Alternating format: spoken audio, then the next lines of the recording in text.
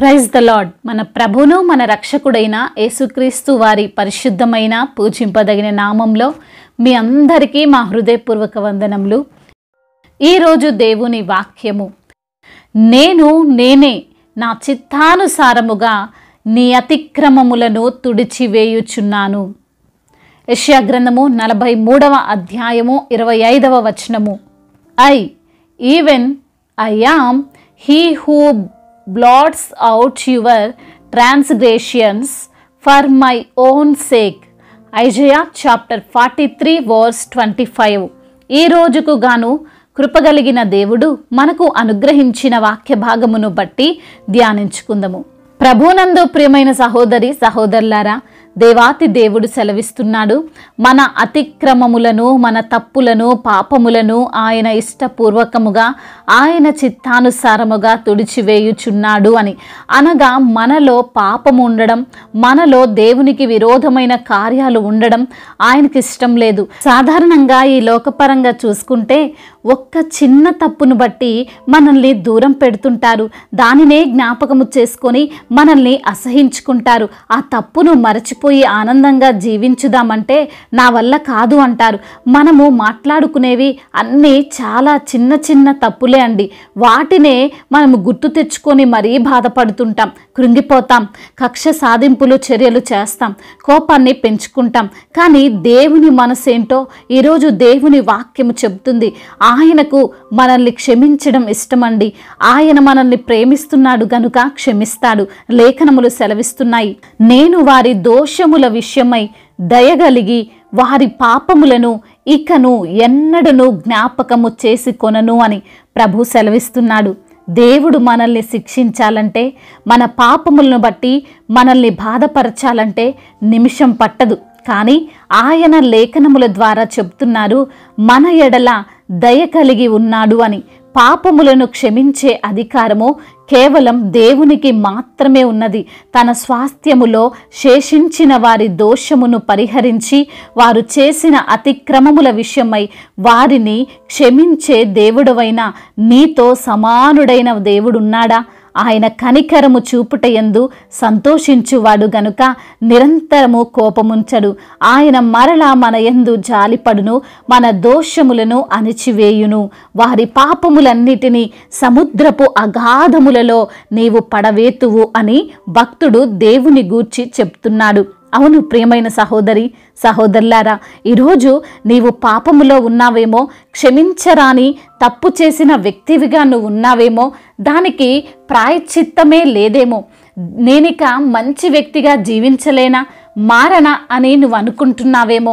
నీవు దేవుని సన్నిధికి వస్తే, నీవు దేవుని పాదముల దగ్గరికి వస్తే ఆయన నిన్ను క్షమించడానికి సిద్ధంగా ఉన్నాడు. వ్యభిచారములో పట్టుబడినటువంటి స్త్రీ, అందరూ ఆమెను చంపాలనుకున్నారు. చిన్నవాని దగ్గర నుండి పెద్దవారి వరకు అందరూ రాళ్ళు పట్టుకొని రెడీగా ఉన్నారు.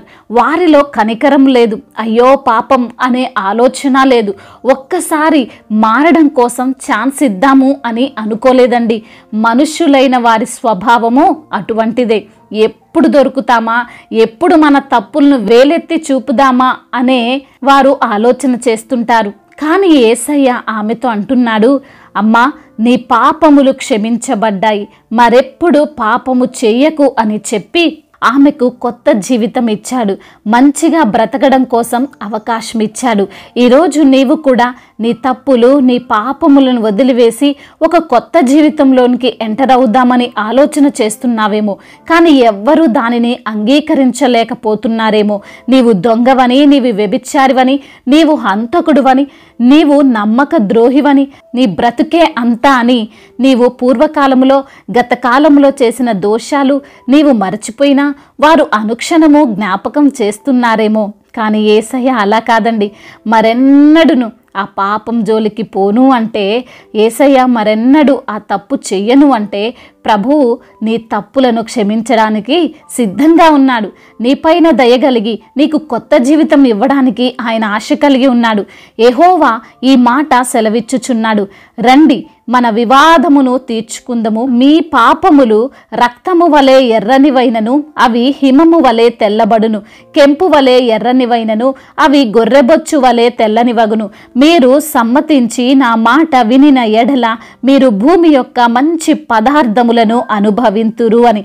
ఎవరో బలవంత పెడితే దేవుడు మన పాపములు మన అతిక్రమములు క్షమిస్తాను అని అనడం లేదండి.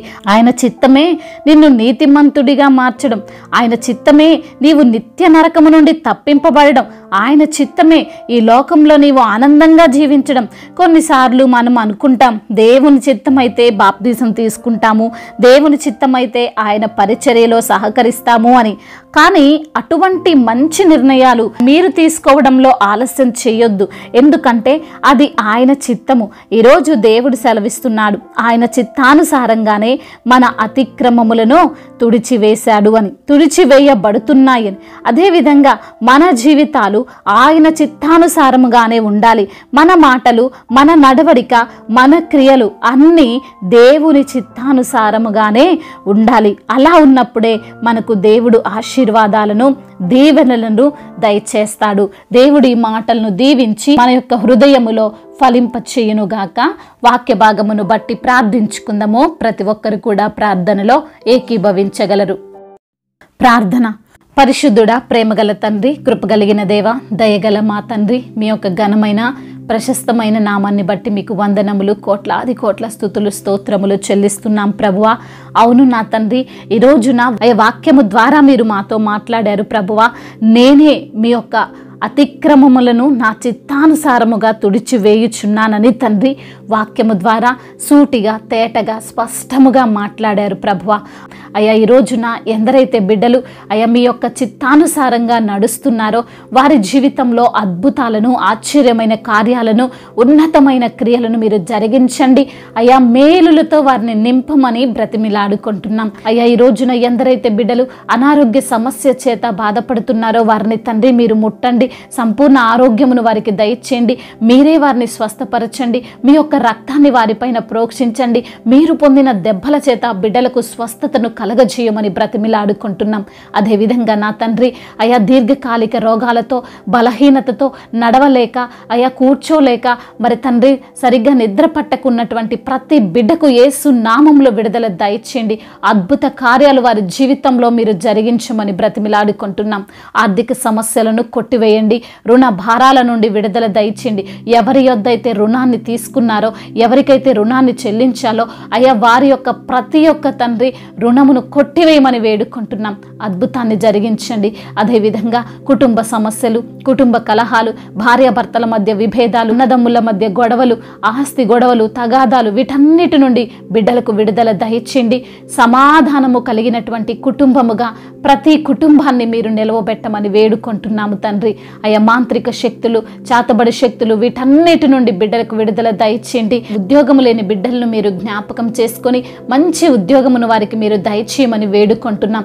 వారు చేస్తున్న ప్రయత్నాన్ని సఫలపరచండి. ఇంటర్వ్యూలకు వెళ్తుండగా ప్రభా మీ యొక్క జ్ఞానము చేత వారిని నింపండి. అయా ట్రాన్స్ఫర్ నిమిత్తము మీకు మొరపెడుతున్న బిడ్డల యొక్క మొరను మీరు ఆలకించండి. అదేవిధంగా నా ప్రభువా ఇంకా ఎటువంటి సమస్యలున్నా ఆ సమస్యను గద్దించమని బ్రతిమిలాడుకుంటున్నాము. అయా సంతానము లేని బిడ్డలను మీరు జ్ఞాపకం చేసుకొని వారికి సంతానమును దయచేయమని బ్రతిమిలాడుకుంటున్నాం.